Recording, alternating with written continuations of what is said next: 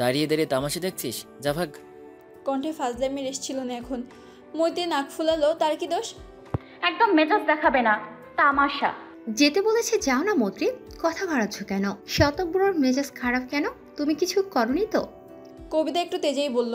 মৈত্রী সহস্র ও কবিতার দিকে একবার তাকিয়ে জবাব না দিয়ে হনহন করে চলে গেল। মেয়েটা সত্যি ভারী বেয়াদব।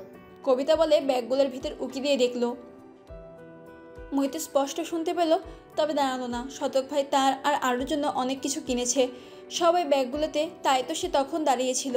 সহস্র সিরিয়াস মুখে চলে গেল বাইক নিয়ে। বাইকের চাবি লকেই ছিল। রাতে খেতে বসেছে সবাই। মৈত্রীও খাচ্ছে। খাদিজা আরোকে খাওয়াচ্ছে, ও নিজে খাচ্ছে। অন্না বাবার বাড়িতে গেছে কয়েকদিন। মতিউর রহমানই যেতে বলেছে। ছেলে নেই আর মেয়েটাও মা বাবার কথা স্মরণ করে আর ওটা খুশবুর কথা বলে সবসময় তার ভাই চাই ফোন দিয়ে একগাদা নালিশ দেবে সবার নামে। খাদিজা বলল, খুশবুর সাথে কথা হয়েছে আপনার? মতিউর রহমান স্ত্রীর পানে তাকিয়ে বলল, পরীক্ষা ভালো হয়েছে। আর যেন কি কি কাজ আছে, কয়েকদিন পরেই আসবো, টেনশন করো না। আল্লাহ রহম করে, এইবারে চাকরিটা দিলে ভালো হয়। মৈত্রী চট করে বলল, মা হয়ে যাইব ইনশাল্লাহ। ভাই অনেক পড়েছে এবার। মতিউর রহমান হাসলো। আম্মা, আপনি এত দেরি করে বাড়ি ফিরলেন কেন? মৈত্রী মায়ের দিকে তাকালো। বাড়িতে আসার পর মা গম্ভীর মুখে বসেছিল তাকে না জানিয়ে যাওয়ার জন্য। সে ভেবেছিল শতক ভাই সব ম্যানেজ করেছে, কিন্তু না, মাস্টারের বাচ্চা তাকে ফাঁসিয়ে দিল। আব্বা শতক ভাইয়ের সাথে মেলায় গেছিলাম। আমি ভাবছি শতক ভাই বলছে মা রে, তাই। মিনমিন করে বলল। মতিউর রহমান শান্তভাবে বলল, আম্মা, আপনি বড় হয়েছেন, এমনি এদিক সেদিকে যেতে পারেন না। আগে আপনার আম্মার মতো নেওয়া দরকার আসলো না? আইন্দা ভুল না হয়। জি আব্বা। মনে মনে তবা কাটলো আর মাস্টারকে মনে মনে কয়েকটা ভয়ঙ্কর গালি দিল ভদ্র ভাষায়। ঈদের পরে মার্কেটে বেচা কেনা কম হয়। কাপড়ের দোকানিরা সাধারণত সারা বছর টুকটাক কিছু বেচা কেনা করে, আর 2 ঈদে একেবারে সারা বছর বেচা কেনা করায় গন্ডায় উসুল করে। মতিউর রহমান বসে আছে। কর্মচারী ছেলেটা বেশ কয়েকদিন ছুটিতে, বেচা কেনা তেমন নেই। তাই হাবিবুর রহমান দোকানে বসে, শনিবার হওয়ায় ব্যাংকে হাফ ডে হয়েছে আজ। হাবিব ভাইকে বলল, ভাই, খুশবুর বিয়েটা আল্লাহর রহমতে ভালোভাবেই হয়ে গেছে। তুমি কি মিঠুর কথা ভাবছো? না, মানে হয়তো মেয়েরাই জন্মই নেয় অন্য ঘরের আলো করার জন্য। আসলে মিঠুর জন্য একটা প্রস্তাব এসেছে। মতিউর রহমান ভাইয়ের কথা শুনল মনোযোগ দিয়ে। বলল, তাকেও বেশি দিন রাখবো না হাবিব, অন্যের আমানত সে। ভালো সম্বন্ধ এলে ভাববো না, দিয়ে দিব। হাবিব প্রসন্ন হলো। আমার এক কলিগ আছে, জোয়ান ছেলে, পাশের গ্রামেই থাকে। মিঠুকে দেখেছে যে 2 গ্রাম পরে বাগানহাট গ্রামে বিয়ে করেছে। একটাই শালা আছে তার, ইয়ামিন নাম, সেনাবাহিনীতে চাকরি করে। তার জন্য মিঠুকে চায়। আমাকে অনেক আগেই বলেছিল। আমি বলেছিলাম আগে খুশবুরটা হয়ে যায়। ছেলেটা এই সময় বাড়িতেই আছে, এখন দেখতে আসতে চায়। কি বলো তুমি? ছেলেটা ভালোই, আমি গিয়ে একবার দেখে আসি। মতিউর রহমান খানিক সময় নিয়ে ভাবলেন, তারপরে বললেন, কবে নাগাদ আসতে চায়? তুমি যেদিন বলবে। তাহলে কালই আসতে বল। রাতে শতক বেলকনিতে বসে আছে। একতলা হওয়ার দরুন বেলকনিটা মাটি ঘেঁষেই। সব বেলকনিতেই রেলিং আছে, তবে তারটাই নেই। তার বেলকনির দেয়াল ঘেঁষেই একটা বকুল ফুলের গাছ। শুধু একটাতে সীমাবদ্ধ নয়, অনেকগুলো আছে আরও সামনে। বকুল ফুল এর বৈজ্ঞানিক নাম মিমোসপস এলিঙ্গি। এটি বসন্ত ও গ্রীষ্মের ফুল। বসন্তে এদের ফোটার পালা শুরু হয়। ফুলকে ক্ষীরিবৃক্ষও বলা হয়। পাতা ভাঙলে আঠালো রস বের হয় বলে এই নাম। ছায়াতর হিসেবে এর তুলনা হয় না। বকুলকে হিন্দিতে বলে মৌলসারি, উড়িষ্যায় বলে বলি, আমাদের চট্টগ্রামের ভাষায় বইল। বসন্তের শুরু থেকে শরৎকাল পর্যন্ত রোজই বকুল ফোটে। কোনো কোনো গাছে 12 মাসই ফোটে। এর জন্য এর আরও 2টি নাম, সদাপুষ্প ও স্থির কুসুম। এখনও গাছে ফুল আছে আর ঝরছেও। সকাল ভোরে গেট খোলা হলে গ্রামের বাচ্চারা কুড়িয়ে নিয়ে যায়। একদিন সেও কুড়াবে তার ব্যক্তিগত বকুল বনের পাখির জন্য। ভাবতে ভাবতে ঘরে এসে খাটে বসে। পাশের ডাবল সোফার উপর মৈত্রীর জন্য কেনা চুড়ি, ঝুমকা, আরও কিছু সামগ্রী। আরোটা দিয়েছে আরুকে, মৈত্রীরটা দেয়নি। সেদিন বাইক থেকে নিল না কেন? মৈত্রীটা বেশ শক্ত মনের ও জেদি। মা ওই দিন ঠিক বলেছিল, একদম বরাবর জেরক্স কপি, 1 নম্বরের ঘাড়তেরা। একবার বিয়ে করে ঘরে আনুক, সব শোধ তুলবে। আর প্রেমিকা হবে মনের মতো নরম মনের। প্রেমিকের প্রেম ভরা কথায় খুশিতে গদগদ হয়ে উঠবে, অথচ মহারানীর ভাব, মহারানী তো তার প্রেমিকাও নয়, আর সে তার প্রেমিক। আজ সূর্য মহাশয়ের তেজ কমেনি, তবে প্রকৃতি সহায়, ঝড়ো হাওয়ায় পরিবেশটা কিছু স্বস্তিদায়ক। মতিউর রহমানের বাড়িতে রান্নাবান্নার তোড়জোড় চলছে পুরো দস্তার। বাড়ির মেয়েকে দেখতে আসবে বলে কথা। আয়েশা, জ্যোতি ও খাদিজা বেগম মিলে রান্না করছে নানান পদ। গ্রামে কোনো মেয়ে দেখতে আসলে মেয়ের বাড়িতে হরেক রকম পদের রান্নাবান্না করা হয়তো ফরজ, বিয়েতেও এত পদ হয় না। সুলতানা, শফির ও শতক স্কুলে গিয়েছে, শতক জানে না এসবের কিছুই। সে সকাল ভোরেই প্রাইভেট পড়ানোর উদ্দেশ্যে বের হয়। শফির ও সুলতানা পরে জানতে পারে সরকারি প্রাথমিক বিদ্যালয়ের শিক্ষক তারা হুট করে ছুটি পায়নি। সুলতানা 10টায় শতককে কল করেছে, শতক ধরেনি, ক্লাসে ছিল। সহস্র কথা কবিতা ড্রয়িং রুমে বসে আড্ডায় মেতেছে। আয়াত ফিরে গেছে রাজশাহীতে, ক্লাস চলছে তার। মৈত্রী রুমে জানালা ধরে টেবিলের উপর বসে আছে, এক মনে পাশের গোলাপ ফুলের দিকে তাকিয়ে। সে কিছুই জানতো না এসবের। সকাল সকাল মা ছোট আম্মার রান্নার তোড়জোড় দেখে জিজ্ঞেস করলে বলে তাকে দেখতে আসবে আজ দুপুরেই। মৈত্রী অবাক হয়েছিল, কেউ তাকে কিছু বলল না, একবার জিজ্ঞাসা করল না অবধি। আয়েশা তাকে ঘরে বসে থাকতে বলল, সে কিছু বলেনি, চুপচাপ ঘরে বসেছিল। সহস্র ও 2 বোন এসেছিল। সহস্র বেশ খোঁজা দিল ঝগড়া করতে, মৈত্রী চুপ ছিল। তারপর তারা বের হয়ে ড্রয়িং রুমে আড্ডা দিচ্ছে। মৈত্রী দীর্ঘশ্বাস ফেলল। শতক ভাইকে কল করতে চেয়েছিল, কিন্তু করেনি। কি বলবে কল করে, যে তাকে দেখতে আসবে? না, সেটা বলতে পারবে না। শতক যদি কোনো কাণ্ড ঘটায় আব্বা কীরূপ প্রতিক্রিয়া ফেলবে? আর মেজ আম্মা জানে তো, তারা জানিয়েছে বোধহয়। 10টায় মতিউর রহমানের সাথে কলেজে গিয়েছিল মৈত্রী। ইনকোর্স ছিল আধা ঘন্টার, দিয়েই চলে এসেছে। মৈত্রীর ভালো লাগছে না কিছু, কেমন যেন কান্না পাচ্ছে। সে তো শতকের প্রতি দুর্বল হতে চায়নি, ভাইয়ের মতো আবা মার কথা মতো জীবনযাপন করতে। কিন্তু এ কি হয়ে গেল? এখন কি করবে? শতক ভাইকে সব বলবে? না, সে পারবে না। ভাবতে ভাবতে চোখ আবার ভরে উঠল। এত জল কোথা থেকে আসছে? আশ্চর্য, মতিউর রহমান দোকানে। 12:30 নাগাদ আসবে সে। হাবিবুর রহমান আজ ছুটিতে আছেন। দুপুরে লোকজন এসেছে মৈত্রীকে দেখতে। পাত্রের দাদি, দুলাভাই যে হাবিবুর রহমানের কলিগ, বোন, একটা বন্ধু ও খোদ পাত্র। পাত্র দেখতে মাশাল্লাহ পুরোই একজন সৈনিক, যেমন উঁচু লম্বা তেমন ফিট। সকলের পছন্দ হলো বেশ। এখন আগে দেখা যাক। খাওয়া দাওয়া পর্ব শেষে তারা ড্রয়িং রুমে বসলো। সামনে বিভিন্ন ফল ফলাদি, বিস্কুট, চানাচুর। তারা মৈত্রীকে আনতে বলল। কথা কবিতা মৈত্রীকে রেডি করেই দিচ্ছে। তারা মেহমান আসার পর তাদের মুখও হয়নি। গ্রামে কোনো মেয়েকে দেখতে আসলে তার সামনে কোণে ব্যতীত অবিবাহিত যুবতী রমণী পড়া ঘোর অন্যায়। কবিতা বলল, মৈত্রী, মুখ এমন সেট করে রেখেছো কেন? এই, তোমার কোনো বয়ফ্রেন্ড আছে নাকি? থাকলে বলতে পারো, আই ক্যান ম্যানেজ। তোমার শাড়ি পরে আমি তাদের সামনে যেতে পারি। লোকটা হ্যান্ডসাম আছে, অবশ্য তোমার ভালো লাগলে আলাদা ব্যাপার। কথা হেসে তার মাথায় চাটি মেরে বলল, শাট আপ কবিতা, বেচারি এমনিতেই নার্ভাস আর তুই মজা করছিস। মৈত্রী, তুমি টেনশন ফ্রি থাকো তো, তোমায় একদম কিউটের ডিব্বা লাগছে। বেচারা সোলজারের হোশ উড়ে যাবে, দেখে নিও। আমরা কিন্তু লুকিয়ে দেখবো। মৈত্রী মুচকি হাসলো। এর আগে অনেকে দেখতে এসেছে, তবে সেগুলো হুট করে, এভাবে ঘটা করে আসেনি। আজ সেরকম আয়োজন করা হয়েছে তাদের আপ্যায়নে। শতক ভাই কি এখনও জানতে পারেনি? ড্রয়িং রুমে বসে আগত মেহমান হাবিব, সহস্র ও মতিউর রহমান। পাত্রের দায়িত্বেই মৈত্রীকে আনতে বলল। জ্যোতি গেল মৈত্রীকে আনতে। দেখলো মৈত্রী রেডি, পাশে কথা ও কবিতা তাকে নানান কিছু বলছে আর হাসছে তিনজনে। সে গিয়ে মৈত্রীকে আনলো আর কথা কবিতাকে ঘরে বসতে বলল। তারা সায় জানালো। মৈত্রী ও জ্যোতি আসলো। জ্যোতি মৈত্রীকে ধীরে বলল, এসব কি মৈত্রী? শওকত ভাইয়া কোথায়? সে কি জানে না? সারাদিন কাজের চাপে কথা বলতে পারেনি মৈত্রীর সাথে। মৈত্রী জ্যোতির দিকে তাকিয়ে রইল।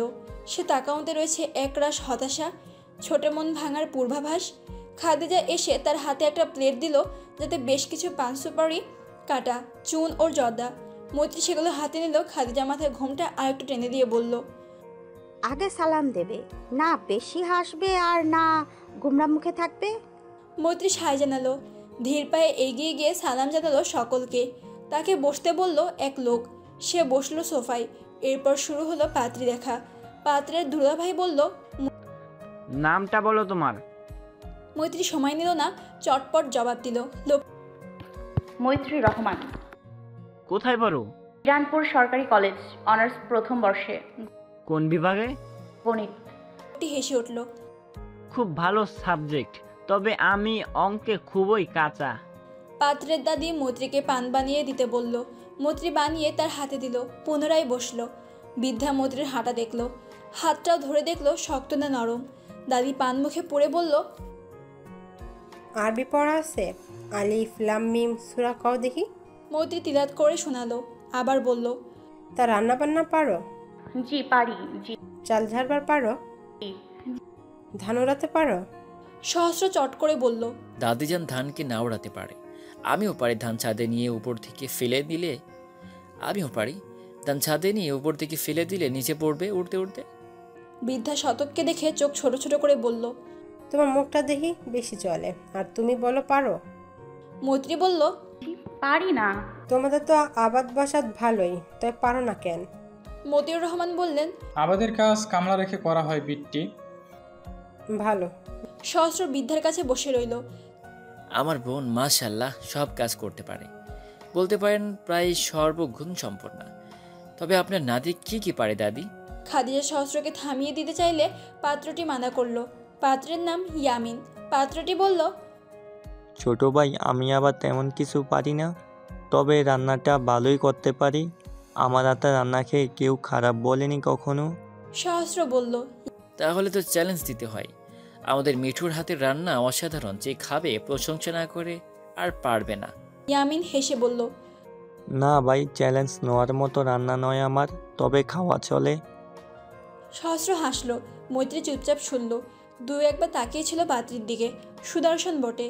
ভাবতে ভাবতে তার নজর দরজার বাইরে গেল। বাইরে আরও খেলছে পুতুল নিয়ে। তখনই নজরে এলো যার প্রতীক্ষায় হয়তো আখি যুগল বারবার দরজার পানে ফিরে। আখি পুনরায় ভরে উঠল। শতক আসছে তড়িঘড়ি করে। 10:50-তে ক্লাস শেষে মাকে কল ব্যাক করলো ঘটনা জানতে পেরে।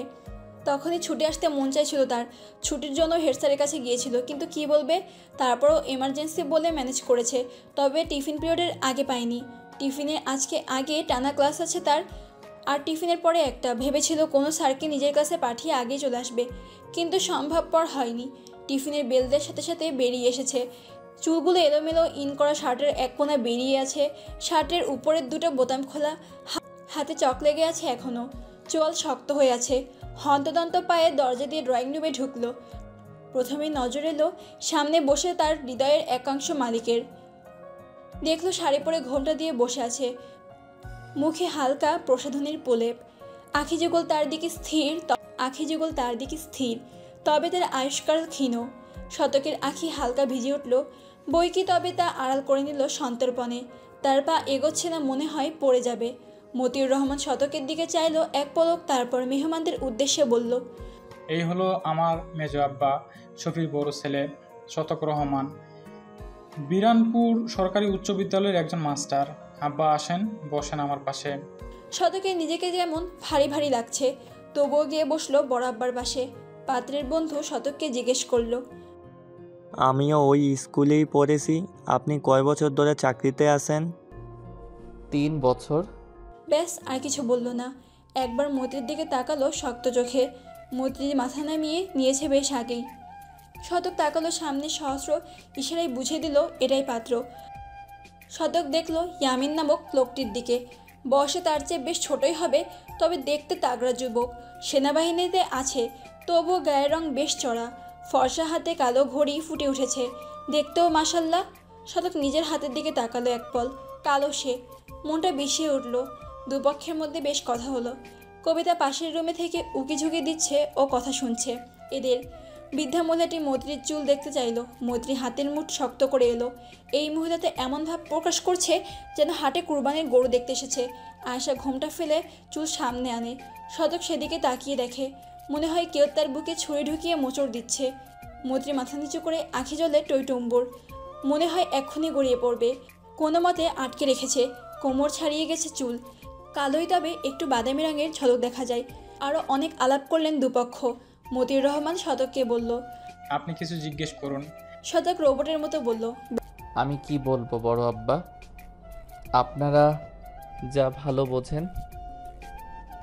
বেশ কিছুক্ষণ পর বৃদ্ধা মহিলা উঠে এসে মৈত্রীর হাতে টাকা গুঁজে দিতে নিলে মৈত্রী হাত শক্ত করে ধরে রাখলো। বৃদ্ধা হেসে বলল, লজ্জা পাইতাছ? না ধরো, লজ্জা পাইও না। বইলাই হাত গুঁজে দিল। আয়েশা মৈত্রীকে সাথে নিয়ে ঘরে ঢুকলো। সহস্রতার পিছু গিয়ে হাত থেকে টাকাটা নিয়ে দেখলো 1305 টাকা। বুড়িদের হারকিটটা। মেহমানও উঠে পড়লো, সাথে আকার ইঙ্গিতে বুঝিয়ে দিল মেয়ে তাদের পছন্দ হয়েছে। মতিউর রহমান আর হাবিবুর রহমান এগিয়ে দিতে গেল তাদের। শতক এখনও বসে সোফায়। খাদিজা তাকে দেখে বলল, শতক আসো, খাইয়া নেও। স্কুল থেকেই এইসো মনে হচ্ছে, হাত মুখ ধুয়ে আসো। শতকের চোখে জল। চশমার আড়ালে তা দেখতে পারলেন না খাদিজা। শতক চশমা ঠিক করে বলল, পেট ভরে গেছে বড় আম্মা, খেতে হবে না? বলেই হনহন করে চলে গেল, বাড়ির বাইরে গেল। তারপর বাড়িতে গিয়ে নিজের ঘরে দরজা বন্ধ করে নিল। বিকেলে সুলতানা ও শফিউর রহমান এলেন। দেখলেন বাড়ির মেন দরজা চাপিয়ে দেওয়া, কেউ নেই। সুলতানা ভিতরে ঢুকে বোরকা খুলে ফ্রেশ হয়ে শফিউর রহমানকে সাথে নিয়ে মৈত্রীদের বাড়িতে গেল। গিয়ে সহস্র কথা কবিতাকে দেখলো। আয়েশাও এখানে। সবাই মিলে আলাপ আলোচনা বসিয়েছে, পাত্র ও পাত্রের 14 গোষ্ঠীর আলাপ। তারাও সাথে যোগ হলো। সুলতানা শতককে খুঁজতে লাগলো, নেই তো, তাহলে কি বাড়িতেই আছে? শফিউর রহমান ঘামতে শুরু করলো। তার বড় ছেলেটা এমনি শান্ত, কিন্তু রেগে গেলে বাড়ি মাথায় তোলে। ভাবলেন ভাইয়ের সাথে আজই কথা বলবেন। শতক প্রায় বলতো বরাব্বার কাছে কথা বলতে, কিন্তু সে বারবার না করতো। আর সুলতানাও বলেছে বেশ কয়েকবার, সে হেয়ালে করেছে বলেছে। খুশবুর বিয়ে হয়েছে কয়েকদিন হলো, এখনই ভাই মিত্রির বিয়ের কথা ভাবছেন না? আর শর্তের সাথে কথা ব্যাপারটাও একটু ভুল যাক, তারপর বলবে। কিন্তু হাই, এ কি হলো এসব? ভাবি কই থাই ভাই? খাদিজা হেসে বলল, ওদের এগিয়ে দিয়েই দোকানে গেল। তোমরা খেয়ে নাও, আসো। শতক দুপুরে এসেছিল ওরা থাকতেই। ওদের যাওয়ার পর খেতে ডাকলাম, বলল পেট ভরা।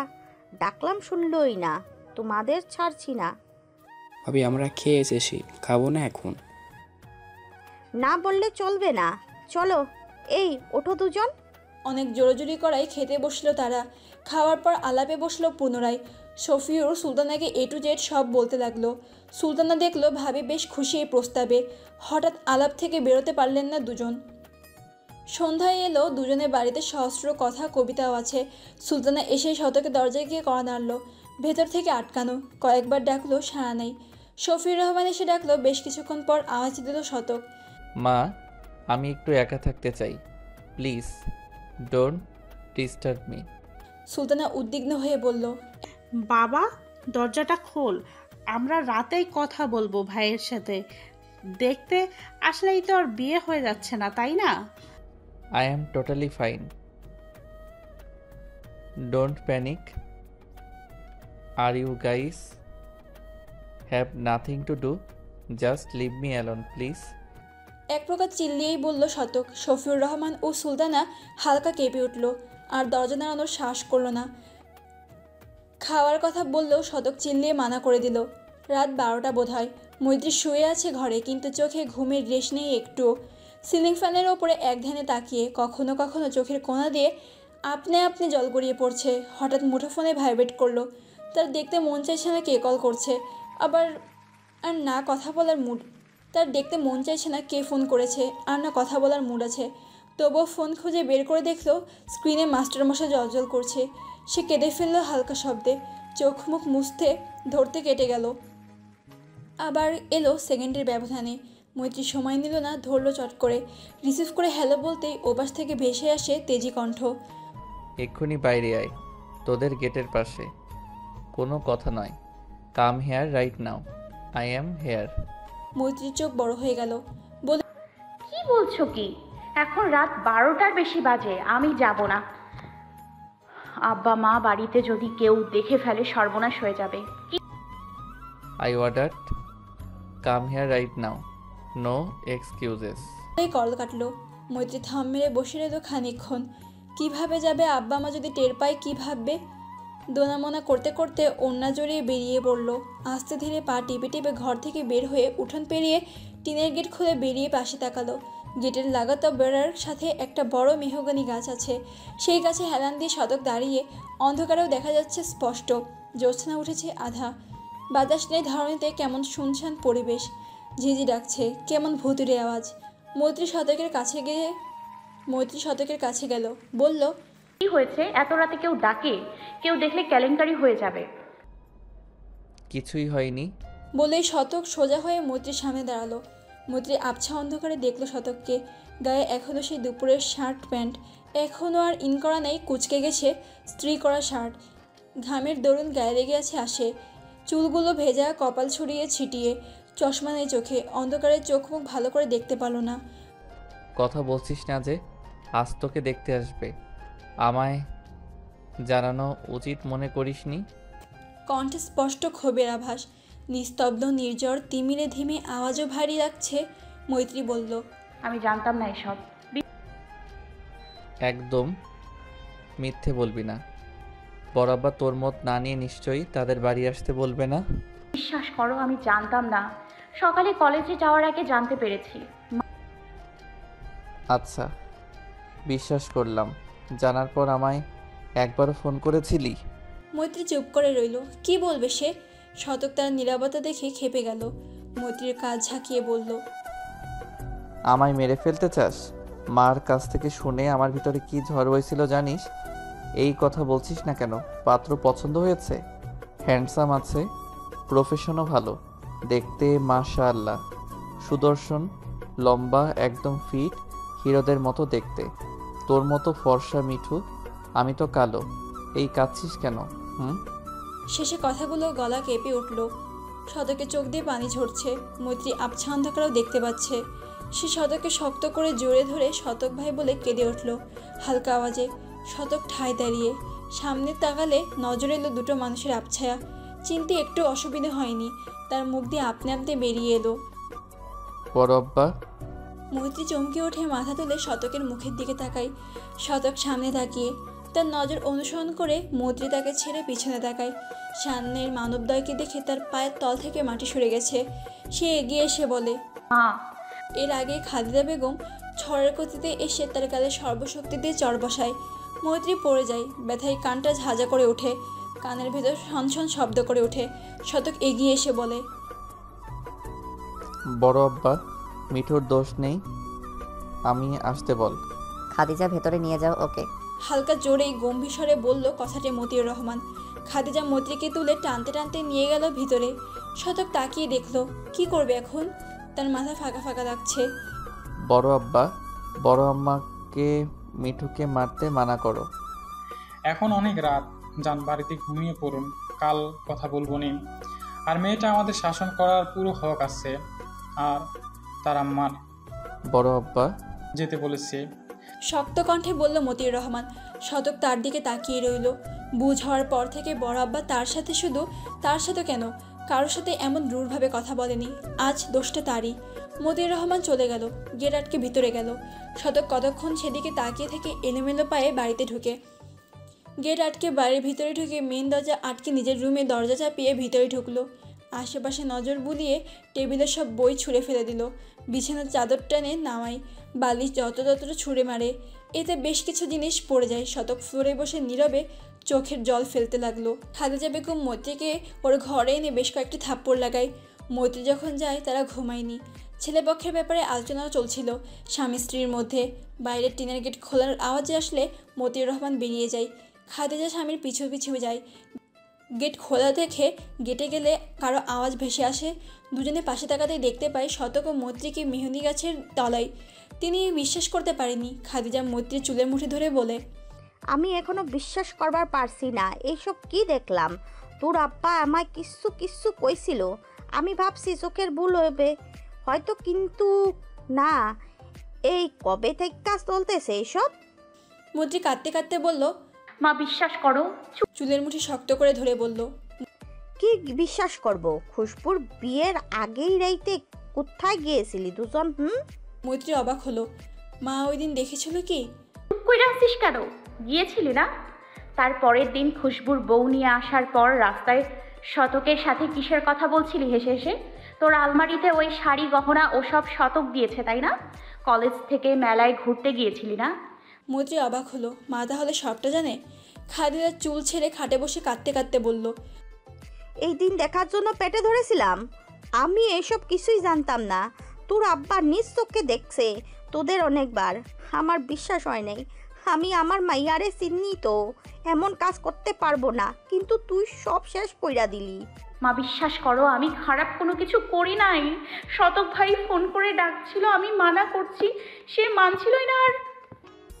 আর তুই সইলা গেলি। তুই বাব্বার পারছস, অন্য কেউ দেখে ফেললে কি সর্বনাশ হইতো। একটা ছেলে মেয়ে রাতে একলা দেখা করবার যায়, এটা কত বিশ্রী কথা। তোর আব্বারে সবাই সম্মান করে, এসব শুনলে মুখে মানুষ থুতু ফেলবো। খুশবু ছেলে হইয়া কখনো কোনো ঝামেলা জড়াইল না। তুই মাইয়া মানুষ হইয়া মনে হইতাছে তোরে বিষ খিলাইয়া নিজেই খাই। বলে আর একটা চর মারল। মতিউর রহমান আসলেন, মতির মাথায় হাত বুলিয়ে বলল, আমা ঘুমিয়ে পড়েন।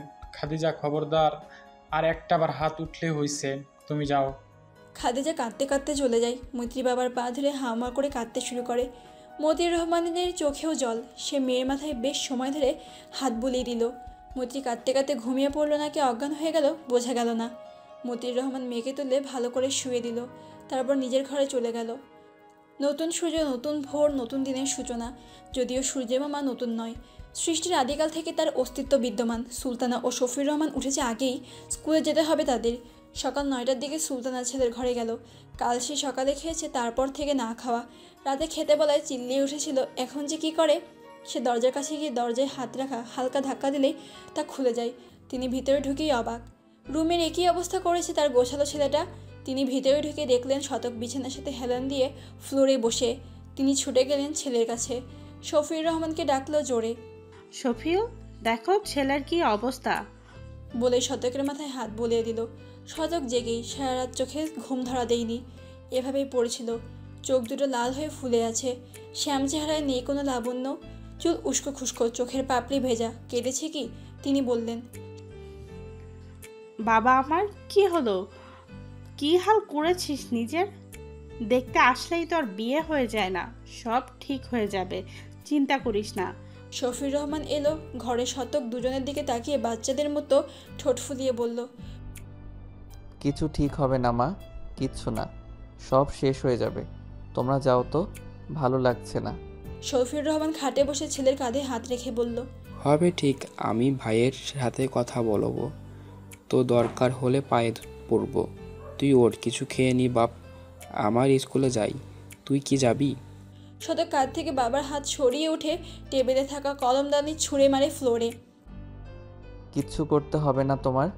এতদিন কত অনুরোধ করে বলেছি বড় আব্বাকে বলতে, মুখে কুলু পেটে বসেছিলে। কতবার বলেছি শোনোনি আমার কথা। এখন পরিস্থিতি অনেক জটিল, তোমরা যাও এখান থেকে। আমার কাউকে ভালো লাগছে না। যাব না স্কুলে, করব না চাকরি। বউ নেই, চাকরি করে কি করব? শফিউর রহমান এত বড় ছেলের বাচ্চাদের মতো চিল্লানো ও শেষের কথা শুনে হেসে ফেলল। শতক তাকে হাসতে দেখে আরও রেগে গেল। মাকে ঠেলে দরজার কাছে নিয়ে বাবাকেও ঠেলে দরজার কাছে নিয়ে যেতে যেতে বলল, আব্বা তুমি সব থেকে খারাপ ছেলে। ছেলের দুঃখ দেখে হাসছো। যাও, বেরিয়ে যাও আমার ঘর থেকে। বিয়ে করলে বউকে নিয়ে আলাদা থাকবো, জুদা হয়ে যাব। বাপ আমার মাত্রই না বললি বউ নে, চাকরি করবি না আবার। তুমি তো চাও না আমি বিয়ে করি। সব ষড়যন্ত্র তোমার, বুঝতে পেরেছি। যাও এখান থেকে। শফিউর সুলতানা দরজা দাঁড়িয়ে হাসতে লাগলো মুচকি মুচকি। শতক বালিশ তুলে এনে তাদের দিকে ঢিল মেরে বলল, get out of my room, তোমাদের সাথে ব্রেকআপ। বলেই এগিয়ে এসে দরজা লাগিয়ে দিল। এই দুঃখের সময় তারা তাকে নিয়ে মজা করছে। সহস্র চোখ রোলতে রোলতে এলো। তার পিছনে কথা। শতকের চিল্লাচিল্লি শুনে উঠে এসেছে। সহস্র বলল, ভাই সকাল সকাল শারেল্লাহান চিল্লাইকে? সুলতানা বলল, বউ চাই তার এক্ষুনি, তাই আমি আজ স্কুলে যাব না, তুমিও যেও না শফিউর। আর কথা সহস্র, অনেক বেলা হয়েছে, ব্রেকফাস্ট করে নাও, কবিতাকে ডাক দাও, যাও। খাদিজা বেগম উঠেছে সকাল সকাল, মুখটা থমথমে রেখে সব কাজ করছে। মতিউর রহমান সকালে খেয়ে দিয়ে দোকানে গেছে। মৈত্রী বাইরের গোসলখানায় গোসলে ঢুকেছে। তার রুমে অ্যাটাচ ওয়াশরুম নেই, শুধু খুশবুরটাই আছে। খাদিজা মেয়ের সাথে কথা বলেনি এখনও। সকাল থেকে সব কাজ একাই করছে। গরুগুলোকে খেতে দেয়নি উঠোনে। টিউবওয়েল চেপে পানিতে হাত ধুয়ে আঁচলে মুখ মুছছিলেন। তখনই দেখতে পেল শতক ঢুকলো গেট খুলে। তাকে দেখে হেসে বলল, বড় আম্মা, বড্ড খিদে পেয়েছে। কাল সকালের পর কিছু খাইনি, কিছু খেতে দাও না। খাদিজা বেগম একটু ঘাবড়ে গেল। কাল রাতে এত বড় ঘটনা ঘটে গেল, এই ছিল তো স্বাভাবিক। তবে খেয়াল করলেন পরনে কালকের শার্ট যেটা মেহমান আসলে গায়ে ছিল, কুঁচকে গেছে। চুল আওড়ালো ঝাউড়ালো, চোখ ফুলে গেছে, লাল হয়ে আছে, পাপড়ি এখনও ভেজা, কেঁদেছে বোধহয়। তিনি নিজেকে স্বাভাবিক করে বলল, আলু ভর্তা ও ডিম ভেজেছি, কালকের মাংসের ঝোল আছে, খাবি? শতক মাথা নাড়ালো। বাবা মার সাথে ঝগড়া করে মনটা কিছুটা হালকা হয়েছে। খাদিজা বেগম রান্নাঘরে গিয়ে বড় প্লেটে ভাত বাড়তে লাগলো। শতক জোরে বলল, বড় আম্মা, বেশি করে দিও ভাত। খাদিজা বেগম অবাক হলো। শতক এইবারই খায় বেশিরভাগ সময়, কিন্তু এভাবে কখনো আবদার করেনি। সর্বদা মিঠুর কাছে চেয়েছে। শতক ড্রয়িং রুমে বসে টিভি অন করলো হাসি মুখে। খাদিজা খাবার এনে তার হাতে দিল, পানির জগ টেবিলে রাখলো। শতক হাত না ধুয়ে গপাগপ খেতে লাগলো। বেশ খিদে পেয়েছে তার। খাদিজা পাশের সোফায় বসে তার খাওয়া দেখছে। একটু পরে মৈত্রী এলো গোসল সেরে, মাথায় গামছা বাঁধা, ওড়না গায়ে জড়িয়ে। শতক মৈত্রীকে আসতে দেখে মাথা তুলে তাকালো। চোখ, নাক, মুখ ফুলে লাল, দুই গালে বিভিন্ন জায়গায় আঙুলের ছাপ। শতক ঢোক গিলল। বাড়ি এনে বড় আম্মাকে অনেক মেরেছে। সে বড় আম্মার দিকে তাকালো। মৈত্রী ততক্ষণে হনহনিয়ে চলে গেছে, কারো দিকে তাকায়নি। শতক খাদিজার দিকে তাকালো। খাদিজার নজরও শতকের চোখে যায়। চোখটা ছলছল করছে। শতক প্লেটটি টেবিলের উপর রেখে বলল, বড় আম্মা, আমাকে কি তোমাদের খুব খারাপ ছেলে মনে হয়? কিছু সময় চুপ থেকে বলল, খুব বাজে ছেলে আমি? বখাটে, তোমার মিঠুর কি যোগ্য নই? খাদিজা বেগম কি বলবেন ভেবে পেল না। শতক ছেলে হিসেবে 100-100। মতিউর রহমান মেয়ের জন্য তাকেই পছন্দ করেছিল, কিন্তু পরিস্থিতি এখন ভিন্ন। সে জানে শতক মৈত্রী দুজনকেই কোনো প্রকার খারাপ কাজে জড়িত হয়নি তারা। অতটা উচ্ছন্ন নয় তাদের ছেলেপেলে। কিন্তু এরকম রাত বিরাতে দুটো যুবক যুবতী দেখা করা সমাজে কোন চোখে দেখবে? খাদিজা বেগমকে চুপ থাকতে দেখে শতক বলল, বড় আব্বা কোথায়? খাদিজা এবার বলল, দোকানে। শতক ভাতের থালা রেখেই উঠে বাইরে গেল। খাদিজা ডেকে বলল, খেয়ে যা বাপ। খাবার আর গলা দিয়ে নামবে না। শোনো, মিঠুকে মেরো না কেমন? ওর কোনো দোষ নেই। বলতে বলতে কপাল বেয়ে অশ্রু গড়িয়ে পড়ল। শতক ফুলসাদের হাতা দিয়ে তা মুছে টিউবওয়েলে গিয়ে হাত ধুয়ে বেরিয়ে এলো। খাদিজা ওখানে দাঁড়িয়ে রইল। তার গলা শুকিয়ে গেল। এই ছেলে যে তাদেরই কোলে কোলে বড় হয়েছে। মাতৃমন হু হু করে উঠল। মতিউর রহমান দোকানে বসে আছে, একা, কাস্টমার নেই, বসে বসে মাছি দাঁড়াচ্ছে। একটু পরে আগমন ঘটে শতকের বাইক নিয়ে এসেছে সে। মতিউর রহমান শতককে আপাদমস্তক দেখলো একবার। এরকম শতককে কখনো দেখেনি সে। পুরাই অগোছালো। শতক গিয়ে বড় আব্বার হাত ধরে বলল, তোমার সাথে আমার কথা আছে বড় আব্বা, কোথাও গিয়ে বলি। মতিউর রহমান মাথা নাড়ালো। দোকান বন্ধ করে শতকের সাথে বাইকে উঠে বসলেন। শতক বাইক স্টার্ট দিল। শতক বলল, বড় আব্বা, আই এম সরি, আমি দুঃখিত সব কিছুর জন্য। রাতে আমার মাথা ঠিক ছিল না, তোমরা ভুল বুঝছো। মতিউর রহমান শতকের কাঁধে হাত রেখে বলল, আচ্ছা ভুল বুঝছে। আপনি বলেন, আব্বা বিয়ের আগের রাতে আপনি আর আম্মা কোথায় ছিলেন?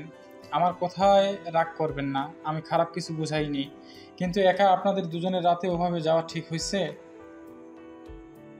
আবার বিয়ের রাতে সবাই বউকে নিয়ে ঘরে গেলে আপনি আম্মার হাত ধরে আটকে রাখলেন, কেউ দেখলে কি ভাবতো?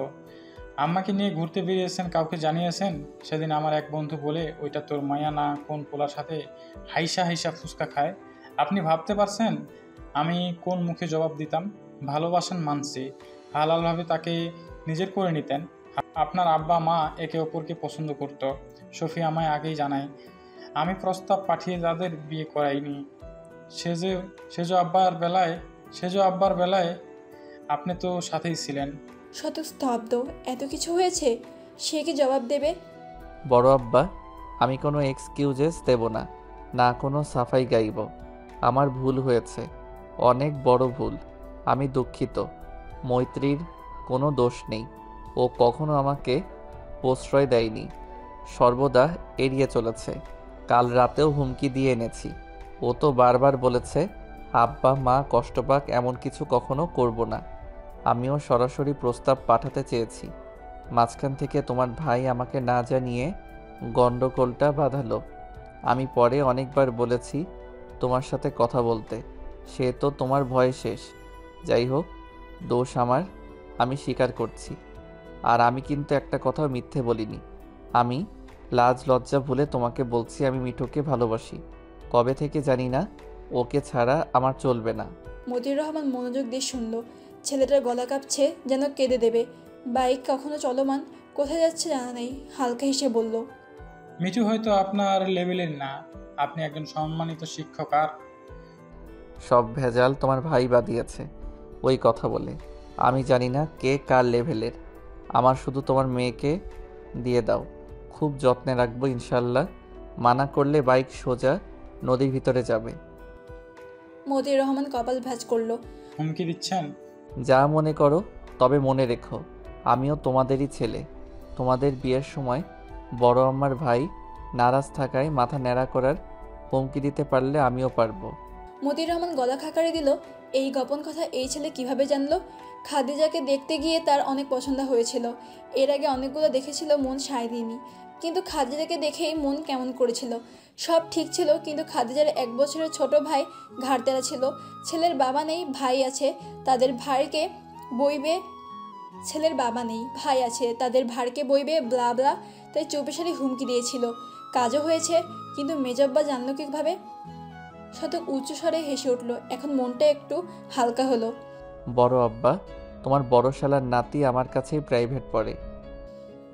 মতিউর রহমান গম্ভীর মুখে বলল, আপনার হুমকিতে এই মতিউর ভয় পায় না। এ বিষয়ে পরে কথা হবে, সামনের মনে নামিয়ে দেন। গরমে অতিষ্ঠ জনজীবন, যেখানে তাপমাত্রা 35 ডিগ্রি সেলসিয়াস ও 36 ডিগ্রি সেলসিয়াসের উপর তেমন ওঠে না, অথচ বর্তমানে তাপমাত্রা 42 ডিগ্রি সেলসিয়াস প্লাস। তীব্র গরমে বাচ্চা, বুড়ো, জোয়ান সবার অবস্থায় নাজেহাল। বাইরে রোদের তাপে বের হয়ে যায় না। সে হিসেবে গ্রামীণ পরিবেশে বেশ আরামদায়ক। গাছগাছালির ছায়া, বাতাস পরিবেশ ঠান্ডা রাখছে। সদক মতিউর রহমানকে সেখানে নামিয়ে বাড়িতে এসেছে। বাইকের চাবি আঙুলে ঘুরতে ঘোরাতে গুনগুন করছে আর হেঁটে নিজের রুমের দিকে যাচ্ছে। যাওয়ার পথে সহস্রের সাথে দেখা হয়। সহস্র বলে, ভাই তুই না কি বইয়ের জন্য চিল্লাচিল্লি করছিস? ছি ছি ছি ছি, লজ্জা করে না? তুই না শিক্ষক মানুষ, তোর স্টুডেন্টদের এইসব শেখাবি? আরে কি বেশি ঘুরছিস? পরের মেয়ের জন্য এত পাগল হলে চলে? সদক ফুরফুরে মেজাজে আসে। বড় আব্বার কথা শুনে আশাবাদী সে। সহস্রের কথা শুনেও রাগ হলো না। সে মুচকি হেসে বলল, তুই বলছিস এই কথা? যে কিনা দিনে রাতে 24 ঘন্টা বউ বউ জপিস, তার মুখে এ কথা মানায় না। আর কতকাল একা একা ঘুমাবো বল? ঘুম পাড়িয়ে দেওয়ার জন্য হলেও জরুরি ভিত্তিতে আমার বউ চাই। শতক কাছে গিয়ে কানে কানে বলল, ইটস অ্যান ইমার্জেন্সি কেস। তার যেতে যেতে বলল, গানটা সুরেই গাইল। কবিতা শতকের আওয়াজ শুনে এগিয়ে এসে বলল, ব্রো, এ কি হাল তোমার? এখনো কালকের ড্রেস আপ আর চুল, চোখ, মুখের কি অবস্থা? মনে হচ্ছে দেবদাসের আপডেট ভার্সন। হাতে শুধু মদের বোতলটা মিসিং। তা কোন পার্বতী ছেঁকা দিল? শতক মুচকি হেসে চুল ঠিক করে কিছু বলবে, এর পূর্বে সহস্র বলল, ভাই কে সে পার্বতী? এখনই বলো, একদম তুলে আনবো। কোনো মাহেন্দ্র টাহেন্দ্র বাধা দিলে খতম। শেষের কথা পুষ্পার মতো করে বলল। শতক জোরে হাসলো। কথা হেসে সোফায় বসে বলল, Sahasra, you are the most foolish person I ever seen. I mean seriously. জানো না এই আপডেট ভার্সন অফ দেবদাসের আপডেটেড পার্বতীকে? ওকে তোমায় হিন্টস দেই, তুমি তাকে চেনো খুব ভালো করে। আর পার্বতী এখনো মাহেন্দ্রের হয়নি।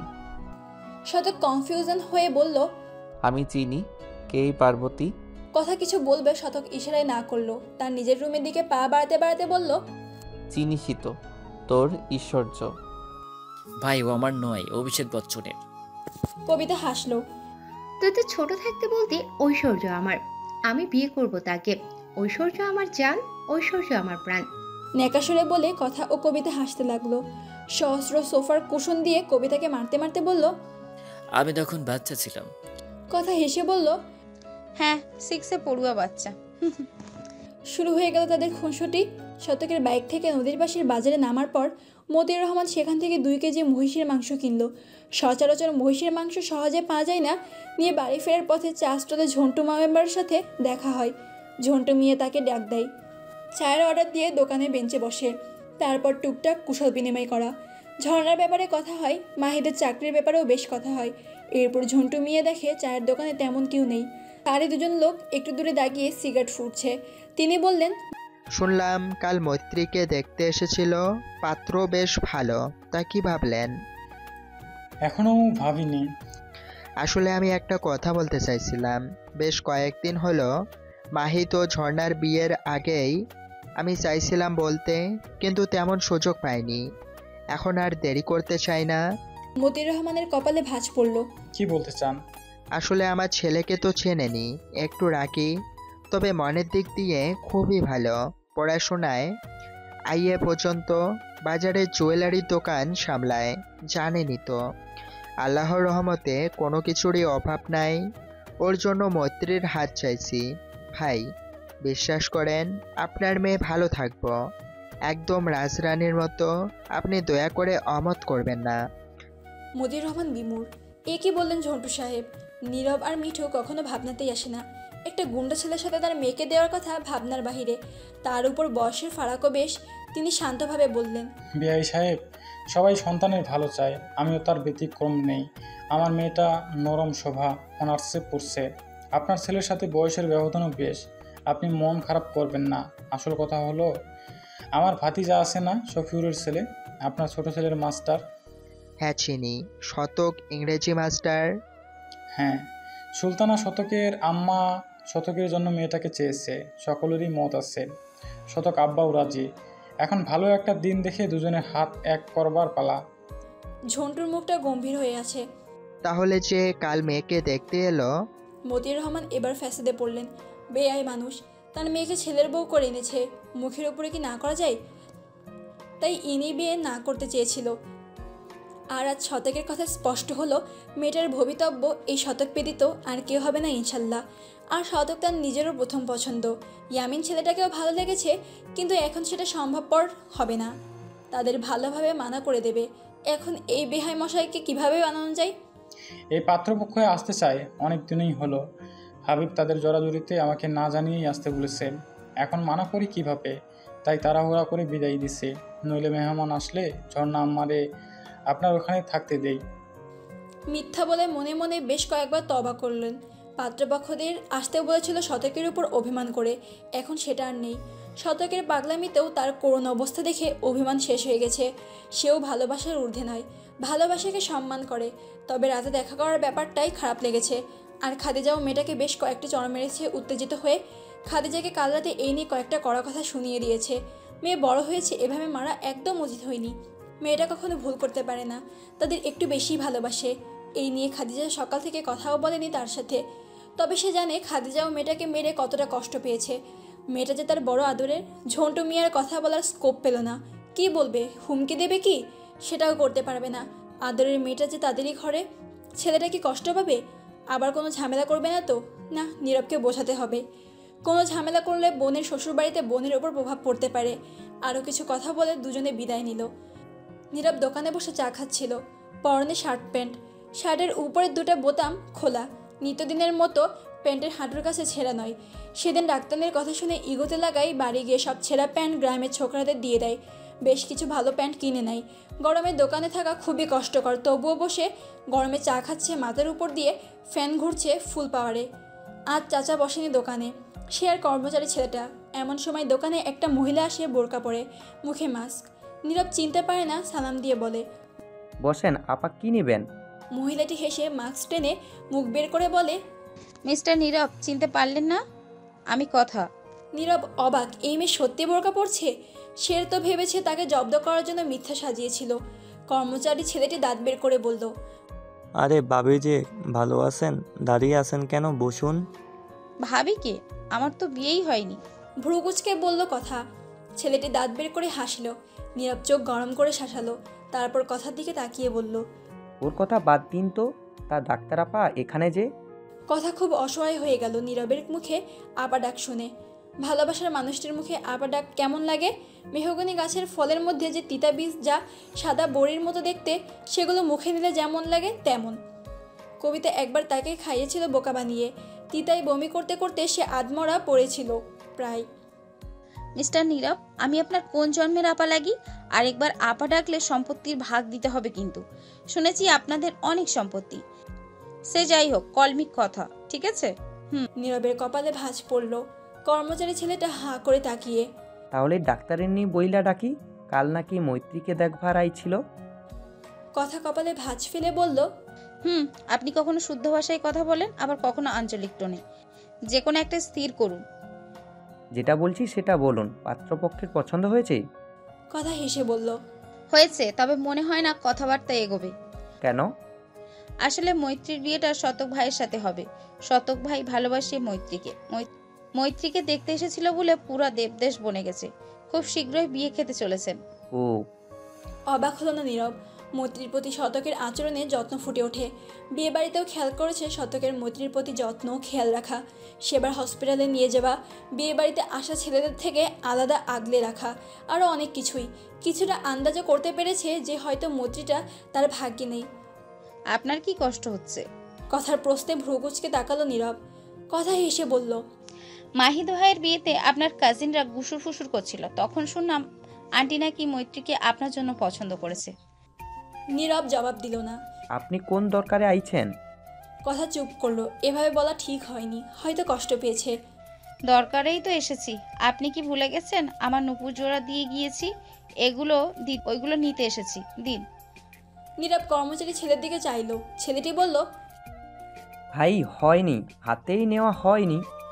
কথা খুশি হলো। নীরব বলল, পরশু আসবেন, পেয়ে যাবেন।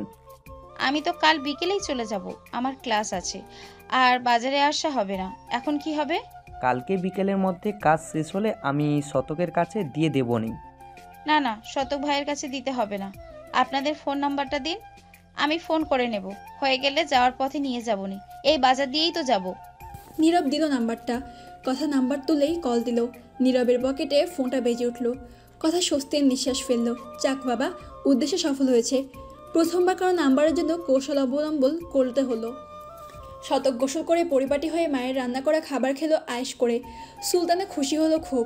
শফির রহমান এলো বিকালে। সুলতানা তাকে তাড়াতাড়ি গোসল করে খাওয়া দাওয়া করতে বলল। মতিউর রহমানের সাথে কথা বলতে যাবেন শতকের বিষয়ে। শফির রহমান সায় জানালো, ঢের শিক্ষা হয়েছে, আর দেরি করবে না।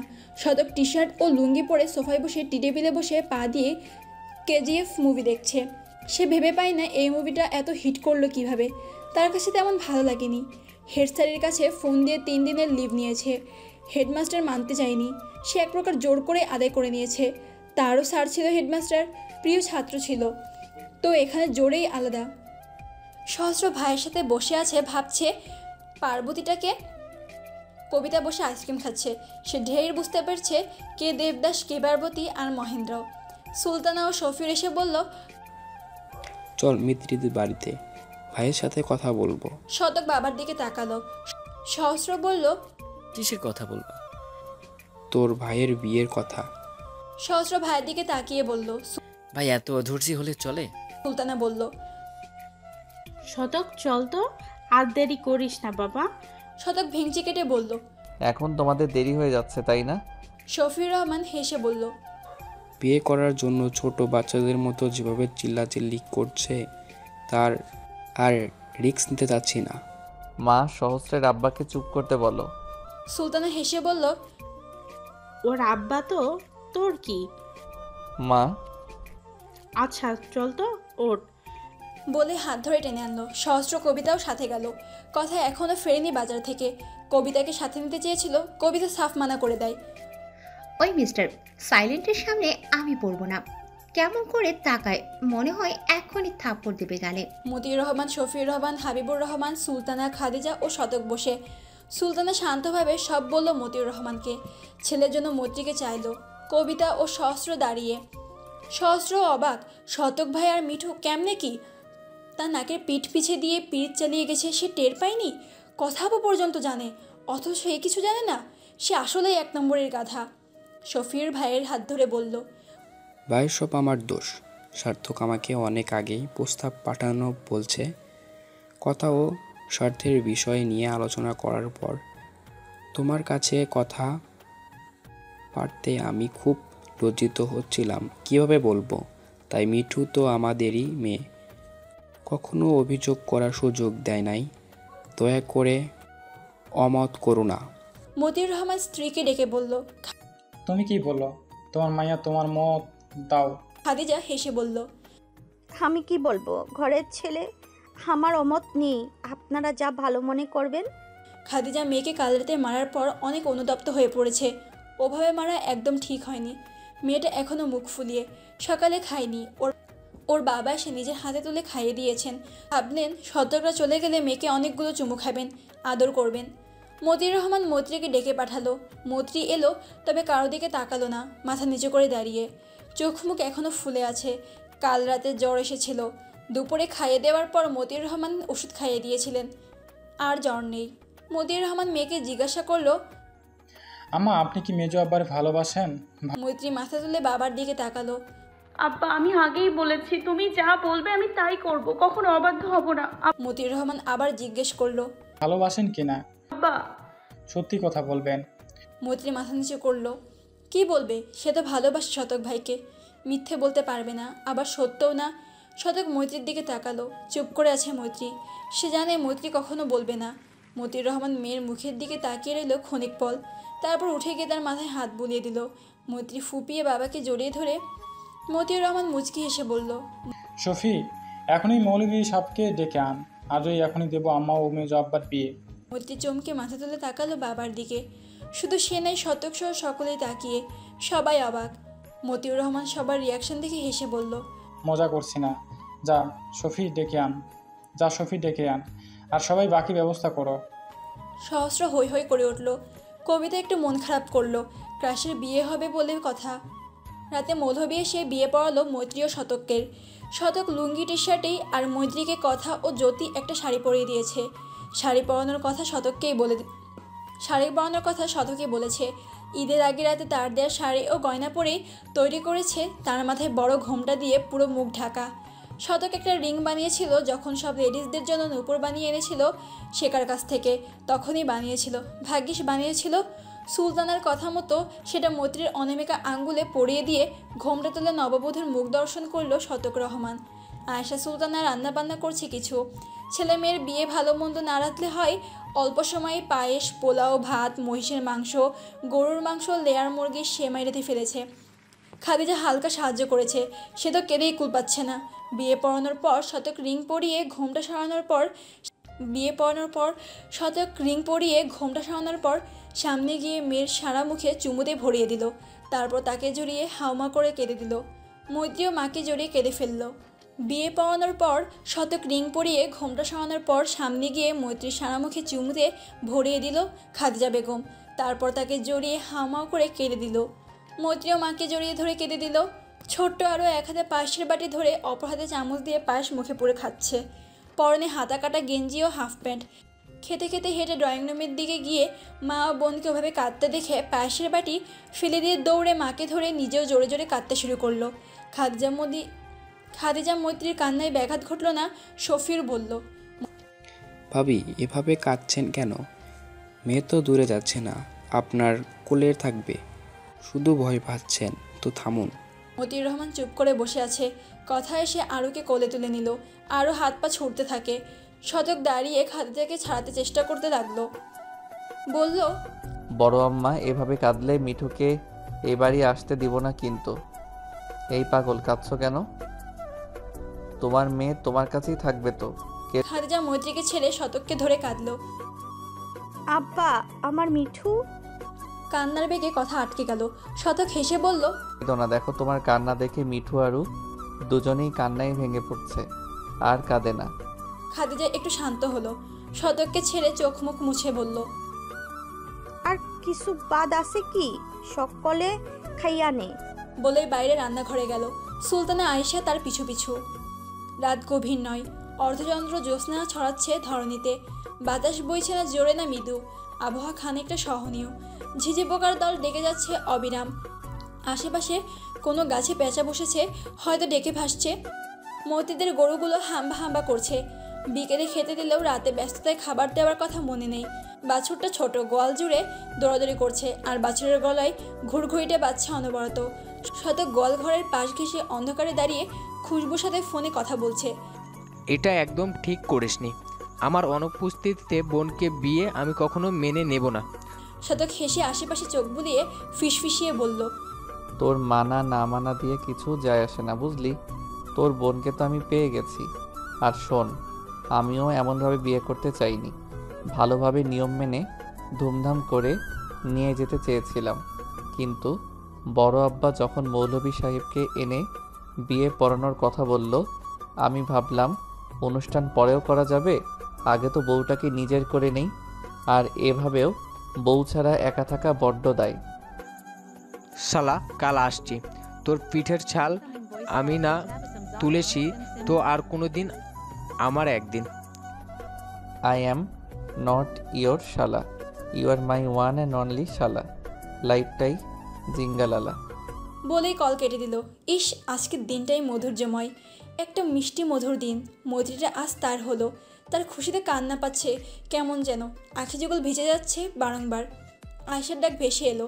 শতক তারপর বলল, আসছি ছোট আম্মা।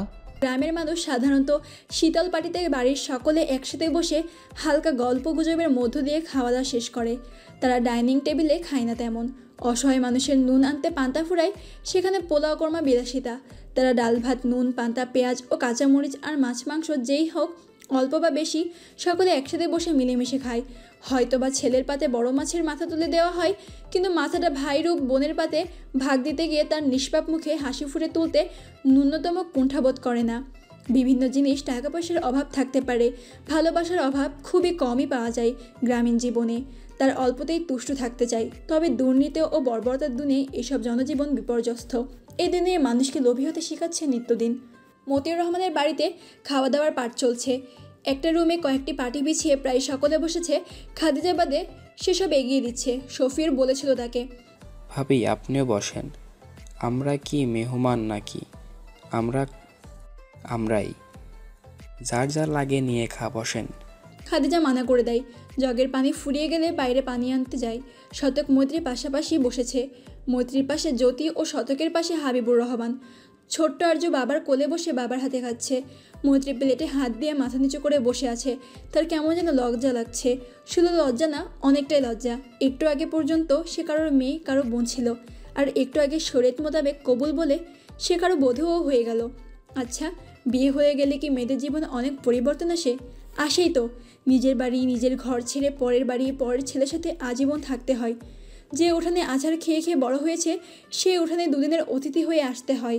বিয়ের আগে রান্নাঘরে না যাওয়া মেয়ে বিয়ের পর শ্বশুরবাড়ির সকলের জন্য রান্না করে।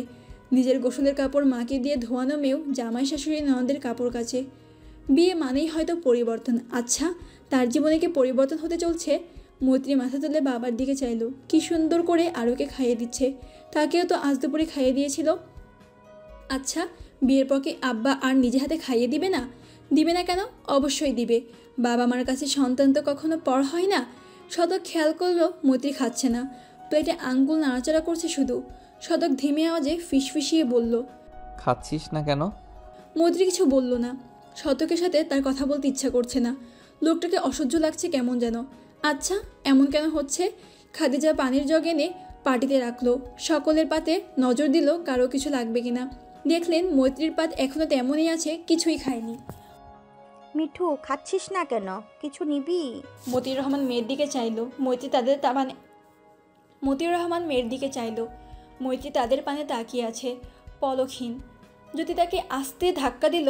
মৈত্রী নজর ফিরিয়ে লোকমা তুলে বলল, খাচ্ছি মা। বলেই মুখে পড়ল। মুখে নিল ঠিক, কিন্তু গলা দিয়ে নামছে না। পানির গ্লাস দিয়ে পানির দিয়ে গিলে খেলো। মতিউর রহমান মেয়ের দিকে তাকিয়ে। সাদা কালো মিশ্রণের শাড়িতে একদম বউ বউ লাগছে। ছোটবেলায় ওর মায়ের ওড়না পেঁচিয়ে শাড়ি পরতো না, ঠিক সেরকম। তিনি আরোর মুখে পোলাও দিয়ে আরোকে ওখানে বসিয়ে উঠে মৈত্রীর পাশে দাঁড়ালো। শতক বড় আবার মনোভাব বুঝতে পেরে সরে বসে তাকে বসার জায়গা দিল। মতিও সেখানে বসে মৈত্রীর প্লেট টেনে মাংস দিয়ে লোকমা বানিয়ে মৈত্রীর মুখে দিল। মৈত্রী ঝট করে মুখে পড়ে নিল, যেন কেউ লোকমাটা না নেয়। তার চোখে অশ্রু ভিড় করল। মতিউর রহমান মুচকি হেসে বলল, আম্মা, আপনি আমার কাছে এখনো সেই ছোট মৈত্রীই আছেন যে আমি বাজার থেকে আইলে দৌড়ে গ্লাসে পানি আইনা দিয়ে বলতেন, আপা পানি খাও। মৈত্রী আর নিজেকে সামলাতে পারল না। বাবাকে জড়িয়ে গুনগুনিয়ে কেঁদে উঠল। খাদিজার চোখে পুনরায় পানি ভিজল। মতিউর রহমান হাসলেন। আম্মা, আপনাকে তো দূরে পাঠাচ্ছি না, যখন খুশি তখন আসতে পারবেন। আর কেউ বাধা দিলে আমায় বলবেন, একটা ধমকে কাঁদিয়ে ছাড়বো। শতকের দিকে আর চোখে তাকিয়ে বলল। শতক হেসে ফেলল, সাথে একে একে যোগ দিল কবিতা, কথা, সহস্র সকলেই। মৈত্রীর কান্না মাঝে হাসি পেল। কথাটা ঠিক বলেছে বাবা। সে বাবার বুক থেকে মুখ তুলে বলল,